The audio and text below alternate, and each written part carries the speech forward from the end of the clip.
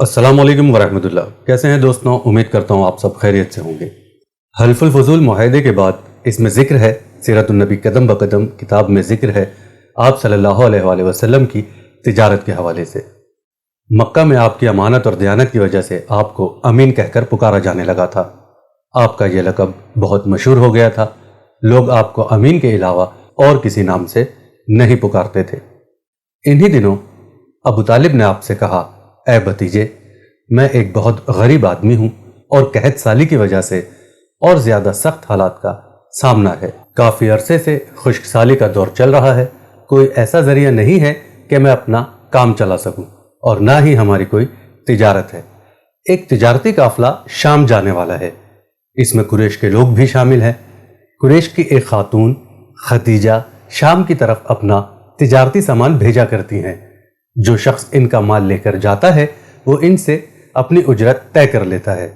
اگر تم ان کے پاس جاؤ اور ان کا مال لے جانے کی پیشکش کرو تو وہ ضرور اپنا مال تمہیں دے دیں گی، کیونکہ تمہاری امانت داری کی شہرت ان تک پہنچ چکی ہے۔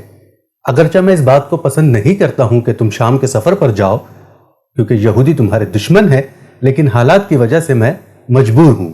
اس کے علاوہ کوئی اور چارہ بھی تو نہیں ہے۔ یہاں تک کہہ کر ابو طالب خاموش ہو گئے۔ تب آپ صلی اللہ علیہ وآلہ وسلم نے فرمایا، ممکن ہے وہ خاتون خود میرے پاس کسی کو بھیجیں۔ یہ بات آپ نے اس لیے کہی تھی کہ سیدہ خدیجہ رضی اللہ عنہا کو ایک با اعتماد آدمی کی ضرورت تھی، اور اس وقت مکہ میں آپ سے زیادہ شریف، پاک باز، امانت دار، سمجھدار اور قابل اعتماد آدمی کوئی نہیں تھا۔ ابو طالب اس وقت بہت پریشان تھے۔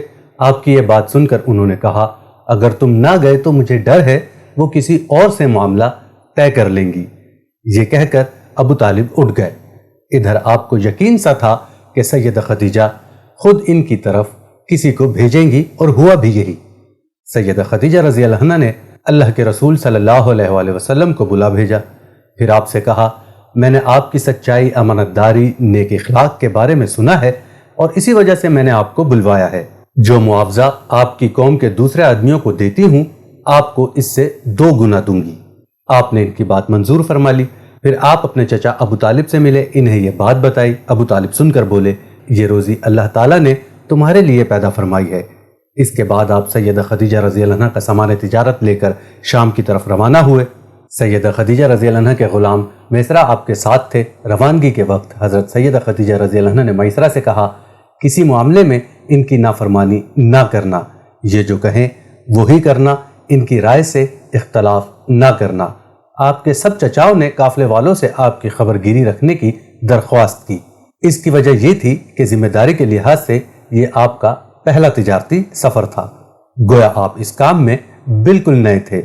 ادھر آپ روانہ ہوئے، ادھر آپ کے معجزات شروع ہو گئے۔ ایک بدلی نے آپ کے اوپر سایہ کر لیا، آپ کے ساتھ ساتھ چلنے لگی۔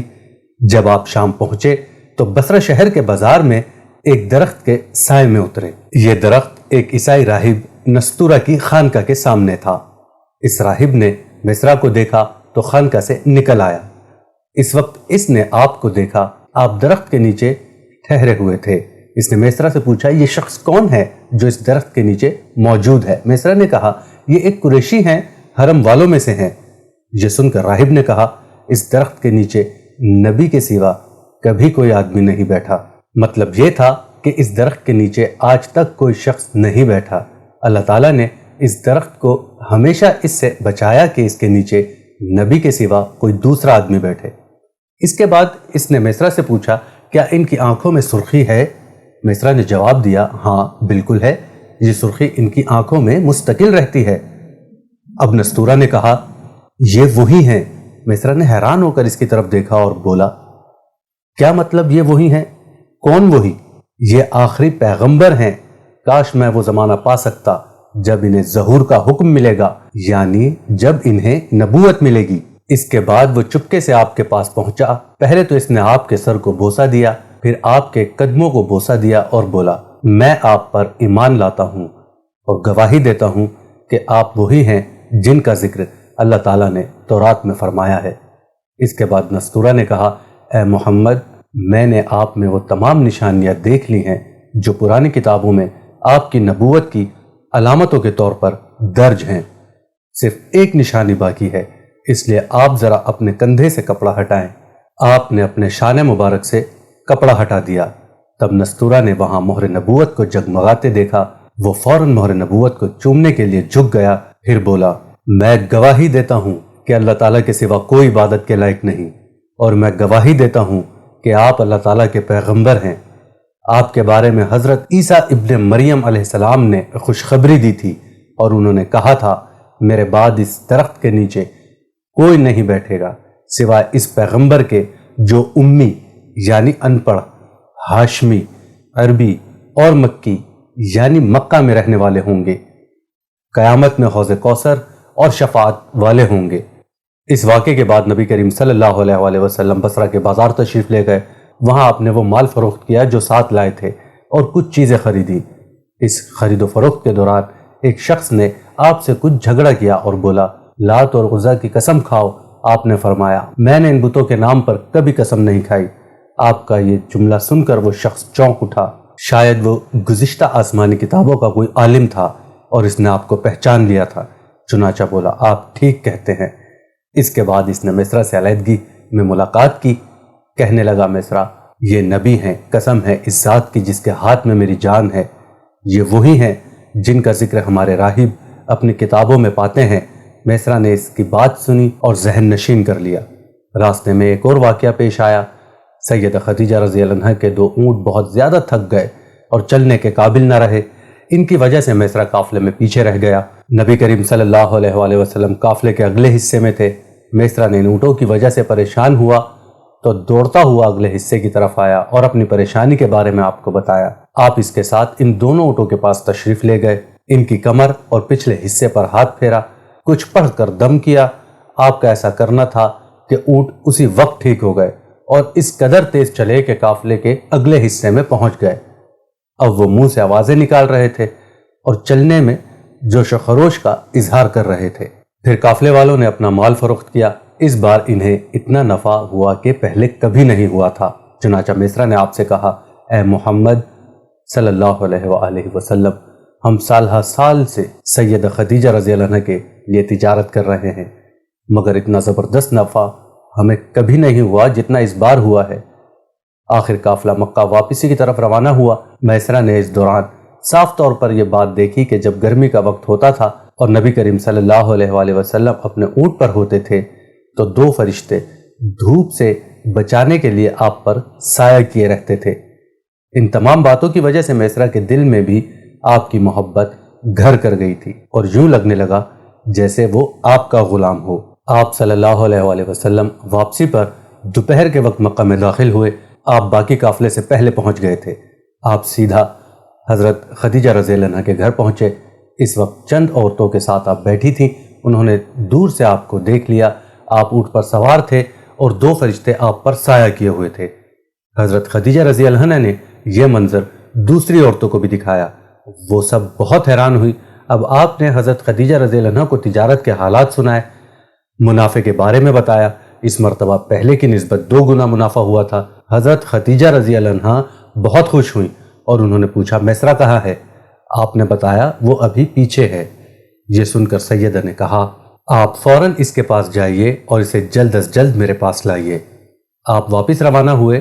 حضرت خدیجہ رضی اللہ عنہا نے دراصل آپ کو اس لیے بھیجا تھا کہ وہ پھر سے وہی منظر دیکھنا چاہتی تھیں، جاننا چاہتی تھیں کہ کیا اب بھی فرشتے ان پر سایہ کرتے ہیں یا نہیں۔ جو ہی آپ روانہ ہوئے، یہ اپنے مکان کے اوپر چڑھ گئیں اور وہاں سے آپ کو دیکھنے لگی۔ آپ کی شان اب بھی وہی نظر آئی۔ اب انہیں یقین ہو گیا کہ ان کی آنکھوں نے دھوکہ نہیں کھایا تھا۔ کچھ دیر بعد آپ صلی اللہ علیہ وآلہ وسلم مصرع کے ساتھ ان کے پاس پہنچے۔ حضرت خدیجہ رضی اللہ عنہا نے مصرع سے کہا، میں نے ان پر 2 فرشتوں کو سایہ کرتے ہوئے دیکھا ہے، کیا تم نے بھی کوئی ایسا منظر دیکھا ہے؟ جواب میں مصرع نے کہا، میں تو یہ منظر اس وقت سے دیکھ رہا ہوں جب قافلہ یہاں سے شام جانے کے لیے روانہ ہوا تھا۔ اس کے بعد مصرع نے نستورہ سے ملاقات کا حال سنایا۔ دوسرے آدمی نے جو کہا تھا وہ بھی بتایا، جس نے لات اور عزا کی قسم کھانے کے لیے کہا تھا۔ پھر اونٹوں والا واقعہ بتایا۔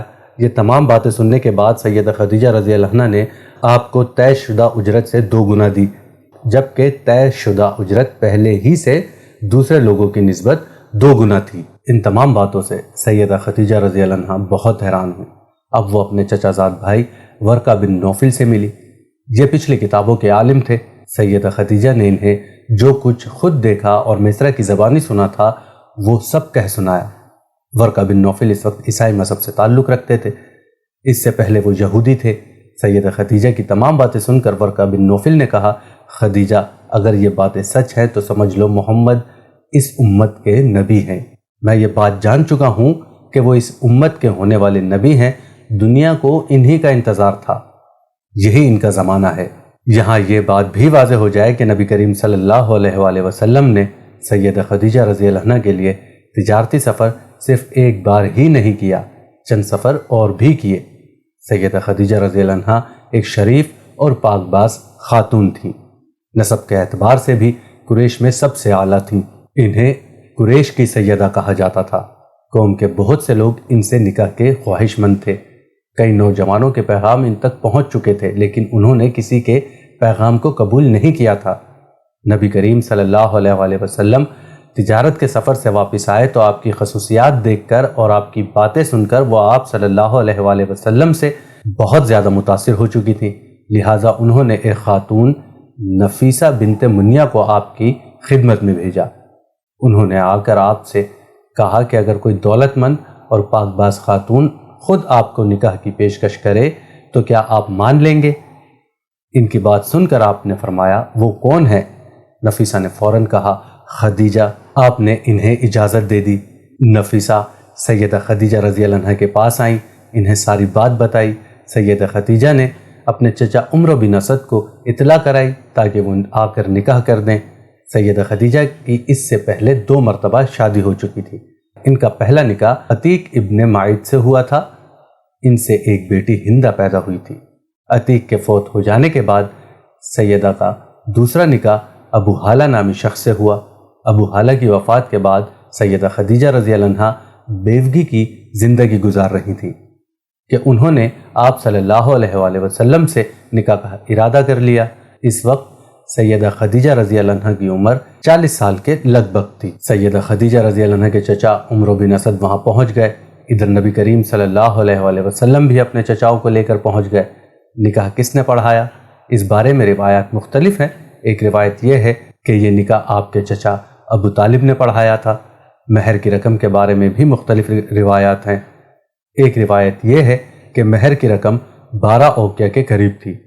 دوسری روایت میں یہ ہے کہ آپ نے مہر میں 20 جوان اونٹنیاں دیں۔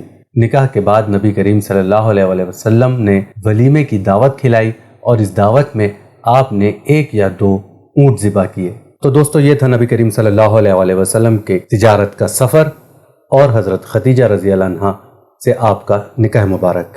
انشاءاللہ آپ سے پھر بات ہوگی، تب تک کے لیے مجھے اجازت دیجیے۔ السلام علیکم ورحمۃ اللہ۔